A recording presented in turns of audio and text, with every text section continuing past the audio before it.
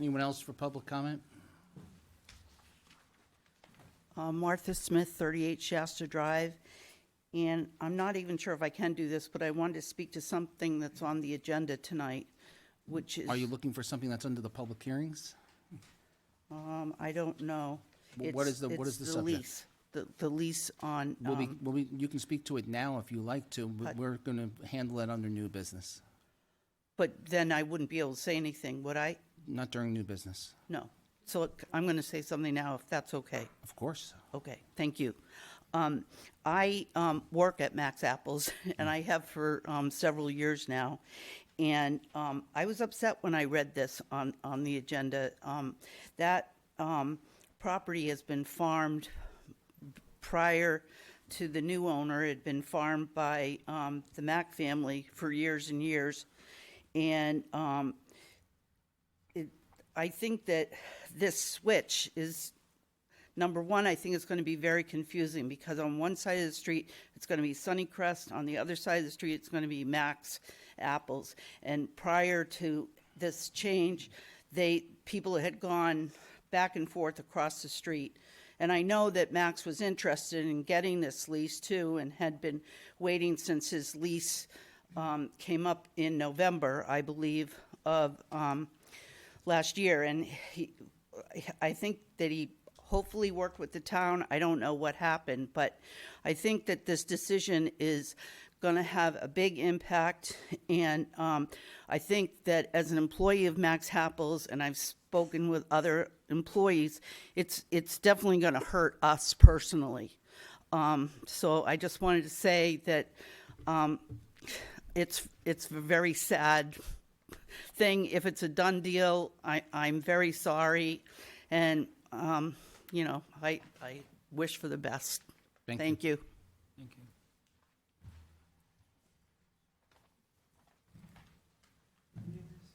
Martha Smith, you know me, Ed.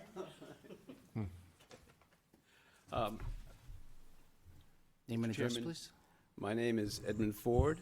I'm here on behalf of Moose Hill Orchards, LLC, Max Apples. Mr. Chairman, I'm here to express Max Apples' interest in that property and distress that it has not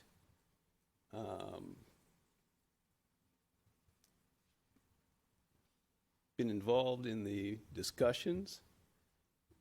The Moose Hill Orchards would be very interested in leasing that property and thinks that the process, which has been sort of non-opaque, is perhaps causing difficulty both for Max and could cause difficulty for the town. We don't know what the terms are of the proposed lease.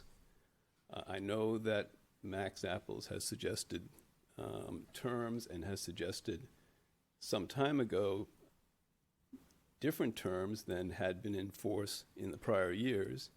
For a little bit of history, that property was owned by Max Apples, the Moose Hill Orchards, Inc., up until Moose Hill Orchards, LLC acquired the property a couple of years ago. They did not acquire that parcel, as the council undoubtedly knows the town did, and Max Apples has had engaged in yearly leases as the town decided what it wanted to do with it. It's not at all clear to Max why it's not involved in a process to lease that property. Max would be the logical source, both because there is the problem of confusion between the two sides of the streets. Somebody comes in, gets a bag, picks apples, picks one variety on one side, a different variety on a different side, and pays who. And because of equipment, after all, the Max Apples orchard is right there, so when spraying is being done on the Max side, we can move, continue on that evening into the 122 Pillsbury Road side. I'm uncertain what the process is, at the moment, or what the process has been that caused, by which the town has decided it wants to discuss a lease of 122 Pillsbury Road, and would very much, Max would very much appreciate an opportunity to be part of that process and to present the town perhaps a better offer.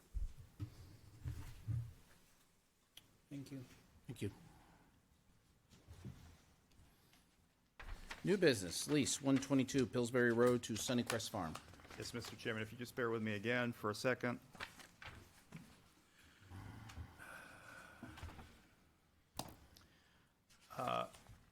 Okay, Mr. Chairman, I'm happy to set the scene for this and then take any questions that the council might have.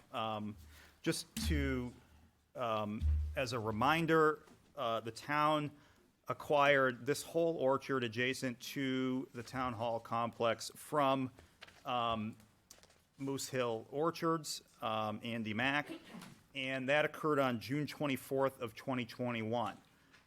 It was historically one parcel of land. However, as part of this transaction, it was subdivided into two parcels. The first being a roughly 5-acre parcel with frontage on Mammoth Road. And that parcel is 122 Pillsbury Road. That's what we're talking about tonight. That parcel is unencumbered by any conservation or open space restriction. The town acquired that for municipal purposes, and that is under the management and control of the town council. The rear 21 acres were acquired at the same time, and this is encumbered by use restrictions running in favor of the state. It's also encumbered by an open space restriction, and it is under the management and control of the Conservation Commission under RSA 36A. The purpose of acquiring, of doing this transaction in 2021 was to prevent this parcel from being developed. There was a concept plan that was done at the time. It showed a large number of single-family residences that could be sited there, and really to preserve the town's heritage and open space, and also to preserve an important wellhead protection area. The town did this transaction and did it with money from the Drinking and Groundwater Trust Fund. The property having been owned by Max until the closing on June 24th of 2021, we then needed somebody to care for it. The successor to Andy Mack was caring for the other Mack Holdings, and we negotiated an agreement that was intended to preserve the apple trees in their then current condition, and that agreement ran through the end of 2021. We then negotiated another agreement with Mr. Mack's successor to continue to farm and preserve and protect that parcel for most of 2022. That agreement expired on November 24th of 2022, and there has been no agreement in effect since with any lessee. Of course, the town is not in the apple business, and so when we acquired this parcel, it created the practical difficulty that we would always need the parcel with someone to maintain it. I think when we set out to preserve this parcel, we didn't know that Max was for sale. That was kind of late-breaking news as this deal had already been negotiated and was moving towards the finish line.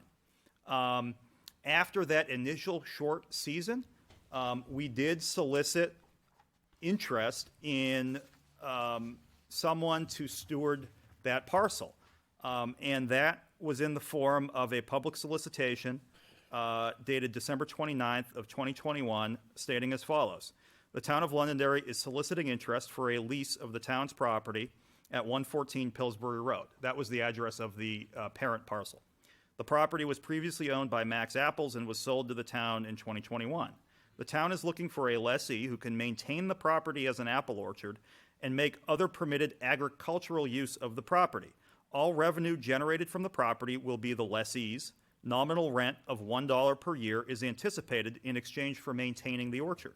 Please see there was a questionnaire that we asked applicants to fill out, and there was a close date of January 31st. We got 12 applications, and Moose Hill Orchards was one of them. Of the 12, we determined the following. And this is expressed in a memo that I wrote to the Town Council and the Conservation Commission on February 4th of last year.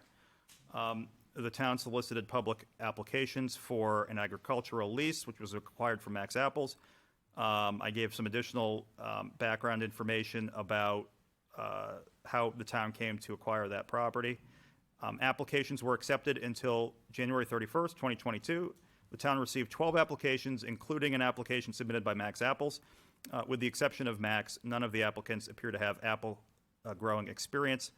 Many of the applicants either do not have an existing agricultural operation or have a small operation or an operation that is not proximal to Londonderry. We were then able to come to terms with Mr. Mack's successor for a one-year lease. It was requested at that time for a longer lease, and the council and the Conservation Commission were uncomfortable with that, preferring to see how it goes. There have been, what I want to focus on is why I'm recommending that the town proceed to lease this property to Sunnycrest Farm. In my discussions with town councilors, in my discussions with the Conservation Commission, going back not only a year to when we had this robust public solicitation, but also a year before that to when I was representing the town in trying to secure this property for the enjoyment of Londonderry's future generations. What I heard from all of the public stakeholders was, we want someone who is well integrated into the community and who will honor the public access that Mr. Mack habitually offered to the community, not only with respect to this parcel, but with respect to all of his parcels. And in the Hicks family, I believe that we have that. The Hickses have been farming apples in Londonderry since 1943. They are well integrated into the community. They know how to grow apples, and they are willing and able to take over this lease for us so that those apple trees can be preserved for the future. Any questions? No questions? I have a question. Mike, one of the issues that Mrs. Smith brought up, has that been addressed at all with the town? About people crossing over, not knowing who to pay for apples? That is frankly something that's going to need to be managed. It's not something that would work its way into the lease, but I think that particularly on sunny weekend days in the fall, yeah, that's a concern, and I think that the Hickses are more than capable of deconflicting that with the town's cooperation and in consultation with Mr. Christensen. I'd probably leave it to the farmers to figure it out. And that's frankly one of the things that I didn't know anything about apple growing until I started representing the town and then became town manager. And the cooperation that Londonderry's apple growers have displayed going back hundreds of years is impressive. They're competitors, but they also respect one another. They know one another, and they cooperate on all of these issues all season long. Just for clarification, for additional information, Mr. Chairman, There are a couple of things going on with this lease, and by the way, I do expect the Conservation Commission to address the back parcel at their next meeting. In negotiations to finalize the specific terms of the lease, but it's my intention to mirror those leases on the leases that we had with Mr. Mack's successor. They worked. Rent of $1, provisions that require the lessee to protect and preserve the apple trees, maintain the property as open space and for agricultural purposes, and to protect and preserve the groundwater. There is a slight difference between the front parcel and the back parcel. The front parcel, remember, was acquired, I think, in anticipation that at some distant point in the future, it might be needed for a municipal facility. In order to make sure that we don't lease away that right, we are looking at a 5-year renewable lease with an option upon reasonable notice for the town to get out of the lease on six months' notice, if something like that were to occur. And that's only for the front parcel. That's correct. The back parcel stays in conservation forever. It cannot be taken out. And then the legal issue, Mr. Chairman, is this. If you'll bear with me a moment. Under RSA 4111A, the legislative body, that is the town council, may authorize, in the statute it says Board of Selectmen, that's really referring to governing body, also the town council, so the council can authorize itself to rent or lease municipal property for a term of up to 5 years without further vote or ratification of the town. That's what I'm proposing the council do here, that it first take that vote to authorize itself to lease this parcel to Sunnycrest Farms for a period of 5 years, of up to 5 years, and then that the council take a second vote to do just that, to lease the property, to authorize me to enter into a lease upon the terms that I mentioned with Sunnycrest Farms. I'll accept the motion to authorize the council to authorize a lease for 5 years. So moved. Second. Any questions?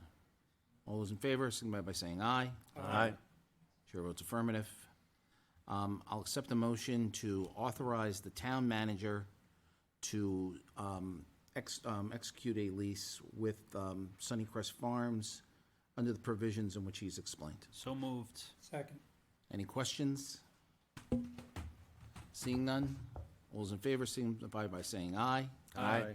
Chair votes affirmative. We've authorized you to move forward. Now, the conservation one's going to come to us too, right? It will come for informational purposes. The It's Conservation Commission can't execute a lease. That's correct. They have the management and control of the property under 36A, but it is correct that they can't execute it. So So it has to come back here. that's it's a little bit complicated, but that would be the intention, is to bring it back. Yes. Okay. Anything further? Alrighty.